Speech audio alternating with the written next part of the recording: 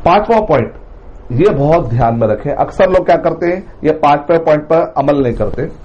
लब्बैक कहते कहते कहते मक्का भी आ जाता है, यहां तक के काबे की तरफ भी चले जाते हैं, काबे के अतराफ भी घूमते, लब्बैक अल्लाहुम्मा लब्बैक चलते रहता है। ये जायज नहीं है।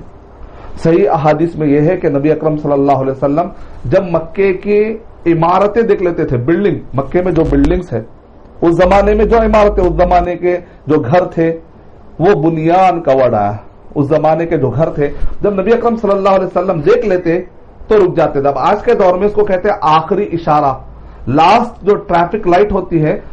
अरब कंट्रीज में जो भी शहर होते हैं, वो शहर के आखिरी के पहचानने का तरीका ये है कि आखिरी में, यानी कि आप जैसे मक्के में दाखिल होते हैं तो जब सिटी शुरू होता है तो वहां पर एक ट्रैफिक लाइट आती है, अभी आबादी से पहले भी।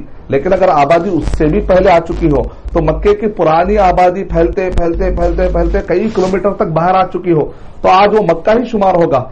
जैसे आप मक्का आने वाला आपको पता चल जाता है, डेजर्ट गुजरता है, फिर आपको देखते हैं कि इमारतें नजर आ रही मक्का सिटी की, तो आपको तलबिया रोक देना चाहिए, लब्बैक अल्लाहुम्मा लब्बैक का नहीं पढ़ना चाहिए। दिगर कुछ भी आप जिक्र अस्कार कर सकते हैं, उसमें रुकावट की बात नहीं, लेकिन सुन्नत पर अमल करने का तरीका यह है कि आप यहां पर रुक जाएंगे।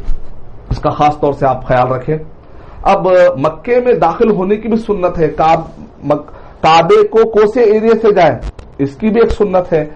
तो इसके भी आप जरा पॉइंट नोट फरमा ले। अक्सर किताबों में हमको इस बात का जिक्र नहीं मिलता। मक्के में दिन में दाखिल होना सुन्नत है।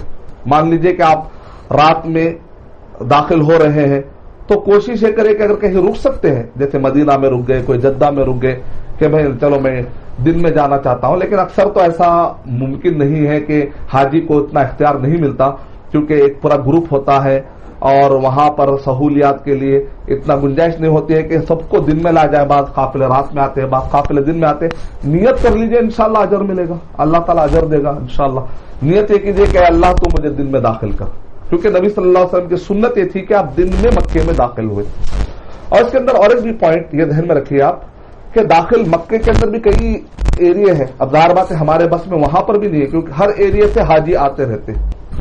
खासतौर से नबी सल्लल्लाहु अलैहि वसल्लम की सुन्नत मुबारक अगर आपको मिलती है, दुआ कीजिए, नियत कर लीजिए, नहीं होता है तो नियत पर सवाब मिल जाएगा इंशाल्लाह। वो है कि मक्के में सनिया औलिया कहते हैं, जिसको हम कहते हैं बाबुल मुअल्ला, यानी वो जहां पर मुअल्ला, जैसे कहते हैं लोग जन्नतुल मुअल्ला, जन्नत का वर्ड जन्नतुल बकी, जन्नतुल मुअल्ला, ऐसा वर्ड कहना सही नहीं है, क्योंकि जन्नत का लोगों के तस्वीर में है कि अगर कोई यहां पर दफन हो गया तो वो जन्नत में चला जाएगा, ऐसी बात नहीं है। मदीना तैयबा के अंदर तो गुज़िश्ता जमाने से लेकर आज तक ना जाने कितने लोग यहां पर दफन हुए। क्या हम ये यकीन कर ले कि जो भी दफन होगा वो जन्नत में जाएगा? खुद नबी सल्लल्लाहु अलैहि वसल्लम के जमाने में बहुत सारे मुनाफिकीन थे, मदीना तैयबा में रहते थे, तो हम ये नहीं कह सकते कि जो भी यहां पर दफन हो गया तो उसको जन्नत मिल जाएगी, ऐसी कोई हदीस शरीफ नहीं है। फमन यअमल मिस्काल दर्रतिन खैरन यरा वमन यअमल मिस्काल दर्रतिन शर्रन यरा, यानी जो कोई भी जर्रा बराबर भी नेकी करेगा वो देख लेगा, और जो कोई भी जर्रा बराबर भी बुराई करेगा वो भी पा लेगा। इसका मतलब अमल, अकीदे के बाद अमल की बड़ी अहमियत है। यहां पर अगर मैं मर जाऊंगा और जहां पर दफन हो जाऊंगा तो मुझे जन्नत मिलेगी, ऐसा कोई कॉन्सेप्ट कुरान और सही हदीस में हमें नहीं मिलता। अब ये मक्के में दाखिल होने की मैंने बात की। अब मक्के में मस्जिदुल हराम है। अब ये मस्जिदुल हराम में दाखिल होना है, मस्जिद हरम की मस्जिद। हरम की मस्जिद किसको कहते हैं? वो जो काबे से लगी हुई है। वैसे मक्के में कई मस्जिदें हैं, कई मस्जिदें हैं मक्के के अंदर, और आमतौर पे ऐसे फतवे हमें मिलते हैं कि मक्के में आप किसी भी मस्जिद में पढ़ेंगे तो आपको 1 लाख नमाजों का सवाब है। इसीलिए लोग क्या करते हैं, मस्जिद हराम में नहीं आते हैं, वो जो काबे वाली मस्जिद है वहां पर नहीं आते। लोग क्या करते हैं, कोई ना कोई घर खरीद में, घर के खरीद जो मस्जिद होती है मक्के के अंदर, उसमें पढ़ लेते हैं और कहते हैं भाई फतवा है। लेकिन फतवा हो तो दलील भी होना चाहिए। ऐसा कोई फतवा जो दलील जिसके अंदर ना हो, बल्कि दलील उसके खिलाफ में अगर जा रही हो, तो ऐसे वक्त पर यह फतवा एक इंसान का ओपिनियन है, उसको रिजेक्ट भी किया जा सकता है। नबी अकरम सल्लल्लाहु अलैहि वसल्लम ने जो अहादीस तय्यबा आपने फरमाई ना, उसमें आपने खासतौर से मस्जिदुल काबा, काबे की मस्जिद का जिक्र किया। तो इस वजह से मक्के में कई मस्जिदें हैं। अब मस्जिदुल हराम कहते हैं ना, हरम की मस्जिद यानी काबे की मस्जिद, इसके अंदर दाखिल होने की भी एक सुन्नत है।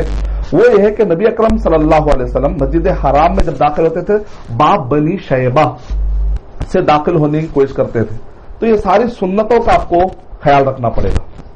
اگر آپ یہ ساری سنتوں کا خیال رکھیں گے، اس کو ایک پہچاننے کا طریقہ یہ ہے کہ جب آپ داخل ہوں گے تو کعبے کا جو دروازہ ہے وہ دروازہ آپ کو نظر آئے گا، تو سمجھ جائیے وہاں سے داخل ہونا ہے. پہچاننے کا آسان طریقہ یہ بھی، اگر آپ کو تصویروں میں سمجھ میں نہیں بھی آ رہا ہے تو آپ کسی سے بھی پوچھیں بھائی کعبے کا دروازہ کس ایریا میں پڑتا ہے، آپ کو کوئی بتا دے گا. تو آپ گھوم کر وہ ایریا سے آنے کی کوشش کریں جہاں پر کعبے کا دروازہ اور حجر اسود ہے، وہ ایریا سے اگر آپ داخل ہوں گے تو سنت مل جائے گی.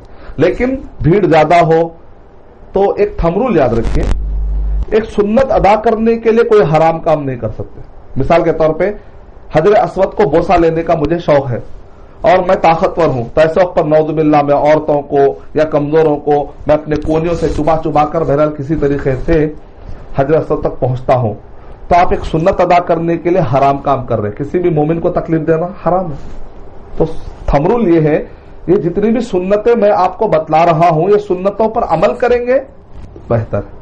لیکن اگر آپ سے عمل نہیں ہو رہا ہے تو پریشانی کی ضرورت نہیں، نیت کر لیجیے، انشاءاللہ اللہ تعالیٰ آپ کو اجر دے گا. کوشش کریے، ہو سکتا ہے کہ آپ کو سنتیں مل جائیں. خاص طور سے یہاں پر ایک بات آپ لوگ نوٹ فرما لیں کہ جب آپ کعبے کو دیکھتے ہیں، کعبے کو دیکھتے ہی ایک دعا پڑھنا، نبی صلی اللہ علیہ وسلم سے کوئی ایسا ثبوت تو نہیں ملتا، البتہ ایک صحابی سے ایک ہمیں دعا ملتی ہے.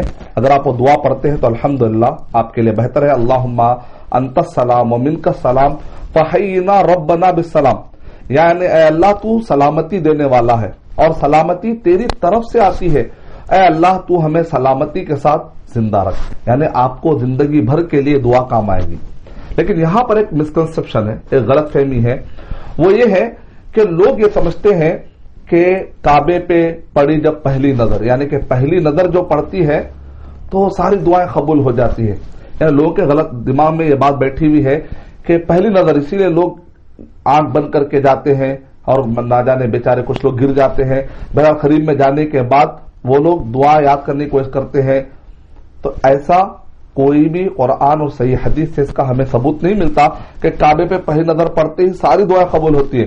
بلکہ صحیح حدیث میں یہ ہے کہ نبی اکرم صلی اللہ علیہ وسلم نے ارشاد فرمایا کہ الحجاج، جو حاجی ہوتے ہیں، وہ وفد اللہ ہے، وہ اللہ کے وفد ہے. یعنی ڈیلیگیشن کس کا ہے؟ اللہ کا ہے.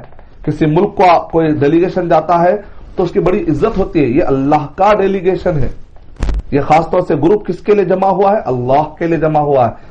تو نبی اکرم صلی اللہ علیہ وسلم نے ارشاد فرمایا کہ حاجی گھر سے نکلنے سے لے کر پھر واپس گھر آنے تک اللہ نے کہا، نبی صلی اللہ علیہ وسلم کہہ رہے ہیں کہ اللہ تعالیٰ نے واجب کیا ہے کہ اس کی ہر دعا قبول ہوگی.